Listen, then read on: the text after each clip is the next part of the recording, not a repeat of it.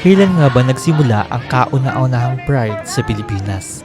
At anong kaisipan ang magpapaalab sa pakikibaka natin sa kasarian?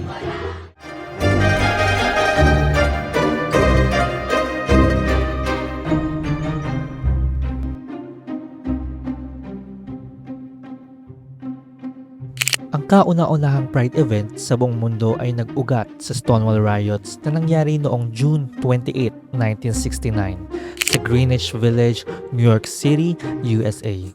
Ito ay isang serye ng protesta at pag-aalsa na pinangunahan ng LGBTQIA+ community laban sa paulit-ulit na pag-atake at panggigipit ng mga pulis sa Stonewall Inn. Ang unang opisyal na Pride March ay ginanap noong June 28, 1970. Eksaktong isang taon matapos ang Stonewall Riots. Ito ay ginanap sa New York. Kasabay nito ay may mga kaparehong pagdiriwang sa Los Angeles, San Francisco at Chicago. Layunin ng marsya ang gunitain ang Stonewall Riots at ipaglaban ang karapatan at dignidad ng LGBTQIA+ community.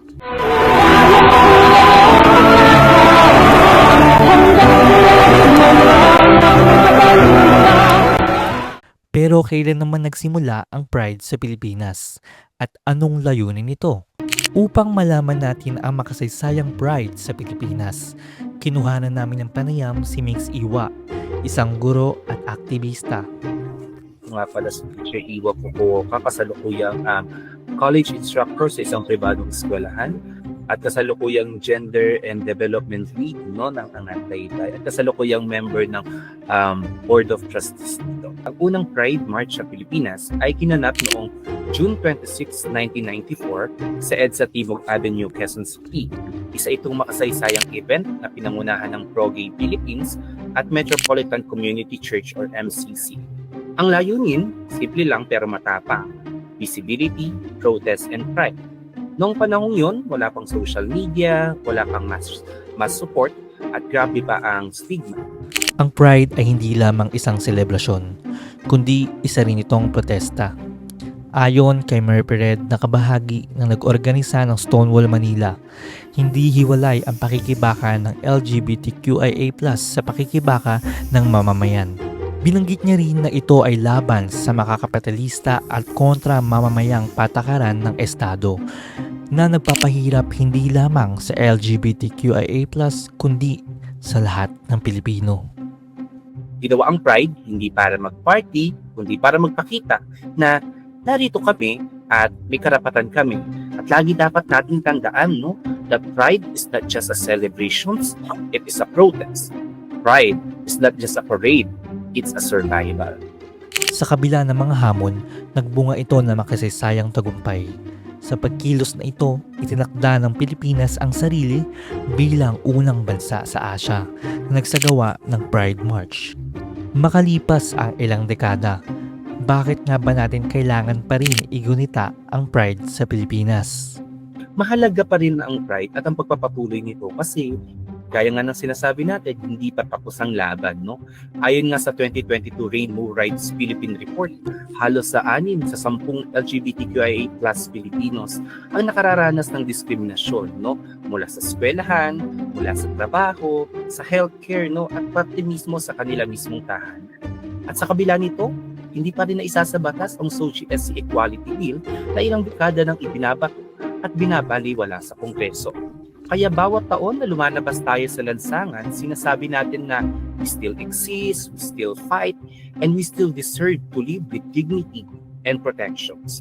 Sa nalalapit na malawakang paggunita ng Pride sa iba't ibang parte ng ating bansa, malinaw na ito ay isang panawagan para sa pagbabago at pagtanggap. Dapat natin tandaan na ang Pride is pagmamahal sa sarili na kitagal nating pinaglalaban. Sa bansang may malalim na kultura ng hiya, nakikisama at conformity, pagiging totoo sa sarili ay isang radikal na aksyon. Historically, hindi laging ganito, Bago pa dumating ang mga Kastila, fluid at inclusive na ang pananaw ng mga ninuno natin. May mga babaylan, may mga Katalonan, na mga spiritual leaders na gender non-conforming o queer. Pero nang dumating ang kolonyalismo, ipinilit sa atin ang patriarka, ang binary at shame-based morality, no? Kaya ang Pride ay hindi lang makulay na selebrasyon, isa itong pagbawi ng ating makasaysayang pagkatao. 3 dekada nang sumisigaw ang LGBTQIA+, ngunit patuloy pa rin ang karahasan at diskriminasyon sa LGBTQIA+. Ito rin ang panahon para isigaw natin na ang issue ng Sochi SC ay hindi lang issue ng kasarian. Ito ay issue rin ng trabaho dahil may mga LGBTQIA+ individuals that are often denied employment or promotion dahil sa identity nila. In terms naman sa tirahan, may mga landlord na ayaw ng LGBTQIA+ tenants. In terms sa healthcare, alam naman natin yan, marami pa rin doktor at health workers ang walang gender sensitivity. At may mga ilan na hindi na-admit agad-agad dahil kailangan daw direct relationship, no? O yung mga asawa daw sa legal, no? Na kinasal sa simbahan, ang siyang ikakayahan magpasya para sa kanyang asawa. In terms naman sa education, no, may mga estudyanteng queer ang pinapahiya o dinidisiplina base sa pananamit o kilos, no? At alam naman din natin na minsan pinapasok ng ibang relihiyon yung education, di ba? No? Lalo na sa public school, no? So, doon maaring maatake, di ba? Personally, mga bata na may ibang pagkilala sa kanilang sarili. At syempre, usapin din ko ng dignidad, no?